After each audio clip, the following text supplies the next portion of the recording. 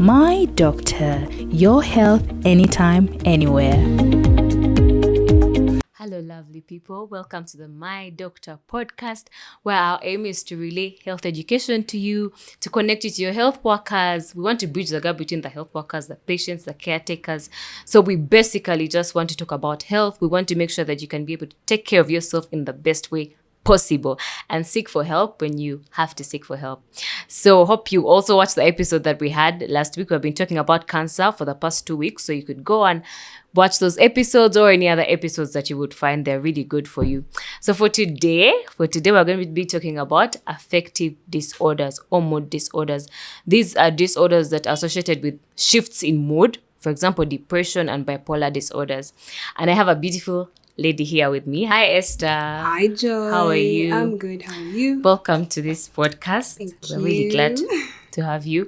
So, could you introduce yourself to the viewers? I am Suubi Esther Deborah, a lady with a psychosocial disability. However, I prefer to be known as a psychosocial expert. Yes. Okay, so let's dig into the story. So, Esther, when did you notice a change in your behavior, or when did you notice a change? Does that make sense? Yeah. It does. I must say it's my parents that noticed, because then I did not notice. I did not know what is happening to me. And I think I was in P3, P4 when out of the blue my moods would change. Something small and I would scream my lungs out, and my siblings found it fun. You're the youngest, they're older than you, and they did not know what the problem was, neither my parents. But they just noticed, like, she's like that, she easily gets pissed, we don't know what the cause is. So fast forward to senior 5, I think that was in 2015, when a family friend advised my parents to take me to see a psychiatrist. We had to see him and they do a diagnosis. And it so happened. Before we reach the diagnosis, before we reach there, I would want to know these moments when you would scream. I don't know if you recall because you were really young, but would someone first anger you, or it would you would just feel a switch without any, like, anyone angering you? Like, would there be a cause to you screaming? Oh, okay. I was young, but I remember. For some reason, I don't know why people think that young children don't remember. My dear, we do. It's just that people expect us not to remember. It would only come out when I've been angered. But when I'm not angered, it wouldn't come out. And then also, there are times I would just feel low. Like my lows were really so low. In that I'll just be there. No one has pissed me off. I just don't want to talk to anyone. And my facial expression would really tell you she didn't want to talk to you. But then it's not like you have pissed me off or you've done anything. Yes. Just irritated by the person or something, yeah? Yeah. So how long would those low moments last? It would depend. Okay, from when I was young, in case I see something that I like, my mood would change. In case I'm in an environment that is really depressing and it is really annoying, I would stay there for a while, to a point whereby my mom, she's late, she would be like, Esther, you're going to grow old very fast, you know that? And so she's actually, I think, the one who would notice more, and she would try to see how to get me out of it. Mm-hmm. Okay, so let's come back. You've gone to the psychiatrist? Yes, so we have met the psychiatrist. He's well known as Professor. He's in TV. So the diagnosis comes back, and I do have major depressive disorder and bipolar. This was still in P4 around that time, eh? Now, this comes in 2015, but way back, we did not meet any doctor. My parents also didn't know. It was more of gambling, What did you do when you were gambling, and did it help? How would you cope in that time before you I don't think I really had a coping mechanism because I also didn't know what was happening. I just knew that in case someone pisses me off, I will like blast. I would scream. I would move from shouting to screaming and losing breath until they have to calm me down. And it's I'll always talk about my mom because she's the one who was so close, and she's a health a health officer. And so she kind of knew what was happening, but she wasn't so sure. Yes. And so she'd try her best to come and be like, Esther, are you okay? Is everything okay? Like I said, in case she would see me pissed, she'd be like, you're going to grow old very fast. Try to crack a joke to get me out of that cloud, out of that bubble.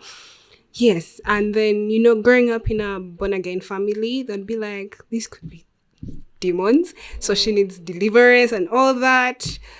But we didn't really have a coping mechanism as such then, because we didn't know what the problem was. We didn't know where the cause was coming from. We did not know what was like the trigger.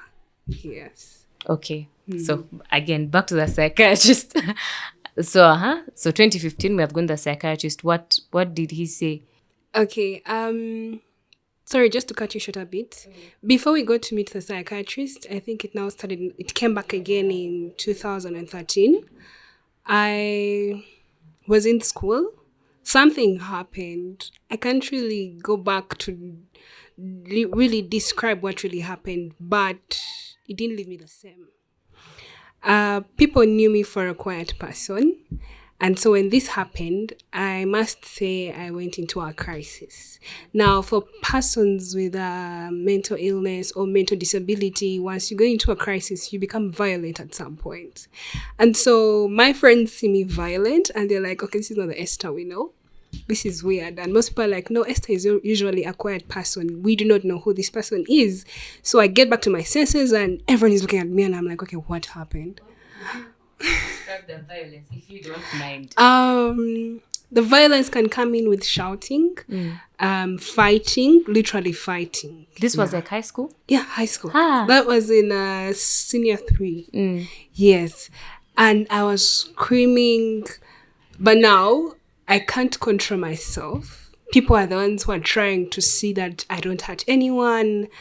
I got bruises. There are times I'll just black out and hit my head so hard. To this day, I wonder why I'm still alive. But I guess God knows. You would like faint or something? Yes, black out? Yes, before having those violent episodes. Yes, so it was mainly shouting, screaming, and if people are trying to control you, you feel like they're kind of maybe limiting you, and so you want to fight for your freedom. So you fight. That's how they were. And so my parents still were confused. They didn't know what the problem was. They were like, this is getting out of hand. So in this school environment, how did your friends take it and the school community, the students, was it easy for you? Like, didn't they stigmatize you? Like, what happened? Oh my God. Stigma is like an understatement. I had many friends, though as a quiet person. But when all this saga came in, I had one friend who wouldn't pass close to my bed. She's like, I might pass close to her bed and I get infected with whatever she has. High school boarding life, weekends is known for washing. So you borrow a bucket or a basin to wash your clothes, your uniform. This particular person was like, I cannot use hers because I do not know whatever she's having. It's going to infect me. It's going to affect me in any way or another. So I don't want. That was just one of the scenarios of the stigma and discrimination. There are many that I experienced, but that is just one of them I would love to mention out loud. And so for others, people stopped sitting on the desk that I used to sit on. I think I now had like 2 to 3 true friends who stood by my side and were like, come what may, we're staying with you. And they are the ones that I had. But on my desk, I usually used to sit alone because people were like, we do not know. What if it comes back? They began calling it an it. So like, what if it comes back and we are there? How sure we shall survive, Yes, that was it. That was it. Sorry about that. Hope people watching this video know better. Okay, so also I want to know the administration, because I'm imagining the scenario you've painted. What did the head teacher do, or the teachers? What was their reaction? Like, did they? I don't know if I'm making sense. Yes. What actions did they take? Sometimes they would be like, let's take her for prayers, because it was a Christian school. Okay. And so like, let's take her for prayers. Hopefully she'll calm down. Some other times I would have to be sent back home, because they would just be like, She's unwell. She's unwell. Please come and pick her up. She's unwell. She's unwell. So my parents actually got used after reporting back to school, within 2 to 3 weeks, they're expecting a phone call. Esther is unwell. Please come pick her up. Please come pick her up. So now they'll come pick me up and take me maybe to some other place for prayers, or put me on medication in case maybe I hurt myself or I'm in pain. Okay. So have reached the psychiatrist yet? So, okay, at this point, at what point did you and your parents, you said your mom influenced you seeking for help. At what point did you seek for help, and what caused you to seek for the help? Like, what pushed you to seek for the help?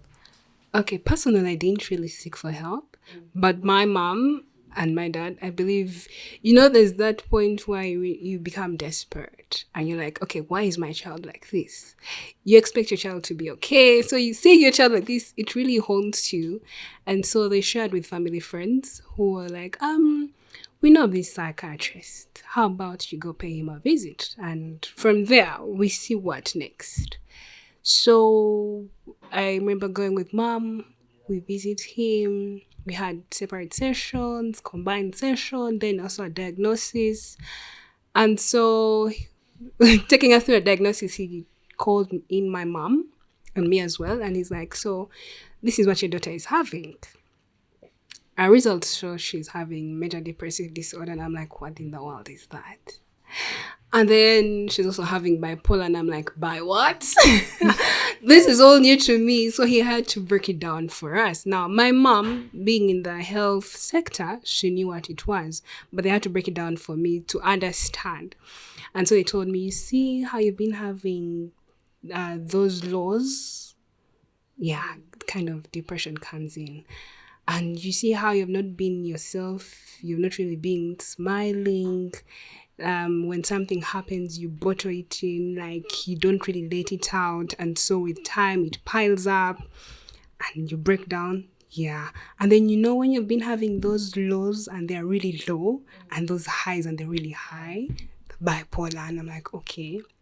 Obviously, I didn't understand it in one day. I just had to take it in day by day. And whenever I would notice things, I'm like, oh, this is what they meant. This is actually what they meant. Yes. Okay, so how, when the psychiatrist gave you the diagnosis, how did you take it? Like, was it an easy journey? Or it was a process for you to accept? It wasn't easy. Okay, on the other hand, I was like, okay, finally, we know what the problem is. But then, okay, I feel like this is too much. It's a huge burden on my side. How will people see me? I've already experienced stigma. And how will my friends take it if I tell them that I have these? What are family friends going to think of me? There were just a lot of questions running through my mind. But then, still grateful to my mom. She has a family friend who also had something similar, and she started up an organization. It's called Triumph Mental Health Support and Recovery Program. So she made sure I meet up with her. We have a conversation. Now, when the psychiatrist told me all this, I was like, oh my God, I'm the only one in the world with this. I had better die. I cannot take this anymore. Like, how will people look at me? I felt like it was really bad, like something so bad that you don't really have to exist. But fast forward, I meet my mom's friend. She's called Robina Alambuya.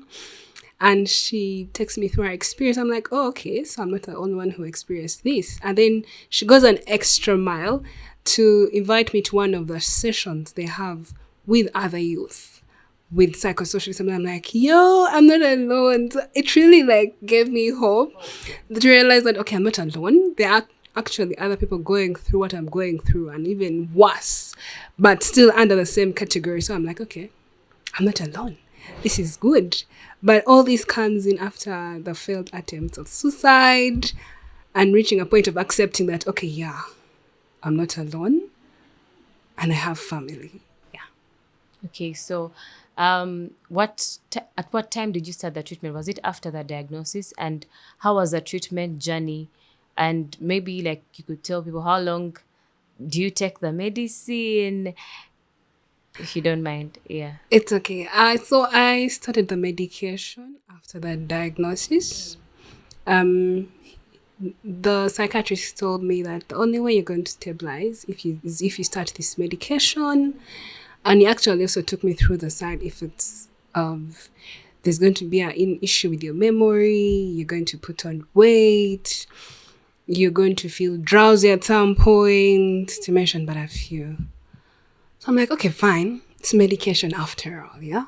So I start the medication, I swallow, and I notice I'm putting on a lot of weight. I'm like, no. Now, my mom was chubby lady. I usually call such people chubby.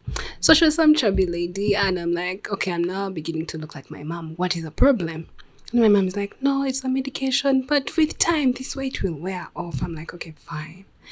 I begin having memory issues. You tell me something today, I will forget it the following day. I will not really remember it. I'll just remember, okay, yes, we had a conversation, but I'll not remember what it was exactly. So my mom was like, this is all going to wear off. Don't worry. I'm like, okay, fine. But I didn't like the transition into the medication. It hit me so hard. In that I was like, I don't wish for anyone to go through this because it was just too much. It was overwhelming. And so I reached a point whereby I didn't like the weight. So I began to dodge the medication. And whenever I would dodge the medication, I would fall back. And so they would call mom and be like, your daughter is not well. So my mom, this particular day, she comes to school and she's like, Esther, what's happening? I'm being told you're going back to... I'm like, no, you see, people are laughing at me, making fun of my weight, that I wasn't sick. I went back home just to eat and put on weight. So she's like, you know what? You already know me. I'm also chubby, right? So tell them, you people, I'm getting this after my mom. She's a chubby person, so I'm also going to become chubby like her. And it's what kept me through high school. It's what really kept me through high school. Otherwise, I was like, no, I can't take this anymore. Yeah, so I've been on and off the medication. Actually, right now, I'm off that strong medication that brings the weight and the memory issues. I reached a point I was like, I'm tired. You reach a point and you're tired. You're tired. For those who are going through it, know what I'm saying. You reach a point and you're tired. You're like, I can't take this anymore. This is too much. Unless I am badly off it, then I'll get back on it. But, yeah. Okay, so I want to take us back to that social group that you talked about, where you felt better and you're seeing people that you can relate with and everything. Are there some social groups that you could maybe recommend to someone out there? Like, do you know some groups, or like, was it a private group, or there are groups that someone can join in and be helped? Right now, I'm not so well conversant with others apart from them because I've interacted more with them. Yes. And I have more experience with them than other groups. I've not really gotten to mix up in other groups. Is that group can they allow members, or how can someone reach out to them? They can. I can share with you the contacts of the executive director, and you have a conversation with her, and then she lets you know of what next, or maybe it will be possible this time or this time. Okay, so maybe to those who would want to like be part of the group, they would reach out to us and we'll be able to give them the number. So you talked about your mom's friend starting up an initiative, Triumph. Could you tell us more about that? And did you actually get to be part of it? So Triumph Mental Health Support is an organization that's based in Jinja, and the executive director is Robina Lambuya. She started this from her experience because she's a lady with a psychosocial disability. So it was based on her experience that she started this organization. It actually started small from her story. It started as a group church meeting, you meet as a group at church or at their home, and with time it began to grow. When I joined the organization, like I said, at first I was hesitant, but then when I got to see other people having the similar experiences I was going through, I'm like, okay, I'm not alone. So I don't have to think about death anymore. I got to be part of the trainings that they had and also learn, because the trainings really taught me a lot about what is psychosocial disability, what you experience, once something happens, how can you go about it? Let's say if you're really experiencing those lows, what do you do? Because I do experience various episodes, and at least some of them you can handle, some of them you can't, but there are those that you can handle. And I got to be a peer educator in Triumph, and it really opened me to a lot in terms of going out to community and listening to what community has to go through. Those particular persons with psychosocial disability, I must say I got to learn and relearn. And then people actually began entrusting me for some reason. I don't know. I look like a counselor. So people would come and be like, oh, Esther, I have this issue. There are days when I'm like this. And I'm like, how about maybe you do this and this based on my experience? And I'm like, oh, it was really helpful. And actually, some of them were just mainly looking for someone to hear them out. You just hear. Even though they're in the room, you just hear them out, what they're going through. It would actually make them feel lighter than they were. And then, apart from becoming a peer educator, I became a self-advocate. Yes, for psychosocial disability. And all those steps, I must say, have groomed me to the person I am now. Because right now, I'm now part of the board members of Triumph Mental Health Support as a representative of the youth, yes, with psychosocial disabilities. And I'm now also working with My Story Initiative. It's actually a sister organization to Triumph. And in My Story, I'm working as a program officer.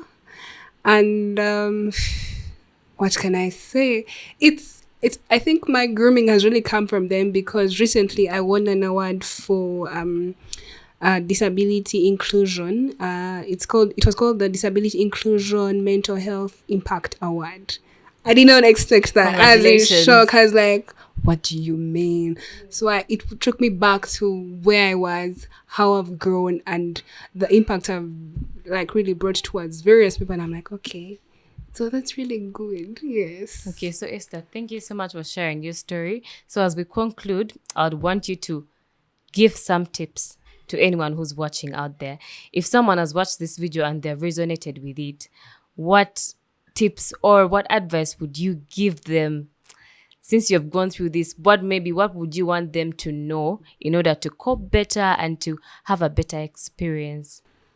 Okay. There's a difference between having a psychosocial disability and being depressed. There's some people who reach a point in life and they get depressed and they recover, like they fully recover. Then there are those with psychosocial disability that for some reason they have to live with it till death, I think. Yes. And so usually, from my experience, I would suggest you look out for someone whom you trust, and you know that if I share with this person what I'm going through, they'll not go and make it a whole topic or a broadcast and be like, it's live, so it's going. No. Someone you trust, whom you believe that once you share them what you're going through, it will be between you and them, unless it requires medication or it requires a health person to come in. Truth be told, we shall experience this every day. It's now your mentality, how you decide to go about whatever you're experiencing. Yes, there are some things that you'll be able to handle. There's some things you'll not be able to handle. There are some things that happen in life that we don't have control over. And so sometimes you have to let it be and ask God to take over. Because if you decide to be the all-knowing and be like, I have to handle this, you're going to break. So it's usually best to reach out to someone whom you trust, share with them what you're going through, until maybe if you realize you need maybe a counselor whom you need to reach out to, or maybe a medical personnel, and always be in touch with that person so that you're accountable to them. In a way, it keeps you accountable to them because they will know either Esther is okay or she's not okay. Yes. I would love to stick to those two because in the long run, some things may come in that may work for you, but they do not work for me. Okay. As well as me, some things work for me and they do not work for you. Yes. Okay, Esther, thank you so much for coming and sharing your story. We really appreciate. And I'm sure someone out there is going to be helped. And also maybe the people out there could know how to handle this better. Yeah. So to our viewers, thank you so much for watching. If you're out there and you're going through any mood disorder or depression, bipolar, just know you're not alone. Like Esther has told us, you're not alone. So feel free to seek for help. As just say, talk to someone that you trust or seek for professional help. You can reach out to psychiatrists. You can reach out to any organization that deals with mental health and get help. And then to those who are around people who have affective disorders, like Esther has told us, do not stigmatize them. This is something that happens and it's more common than we think. So be kind to them, be there for them, support them in every way possible, and yeah, just be there for them. Let's help each other lift our health. Yeah. This is the My Doctor podcast. Thank you for watching and thank you for staying with us. My name is Mwesigwa Joy and I'm your host. My Doctor, your health anytime, anywhere.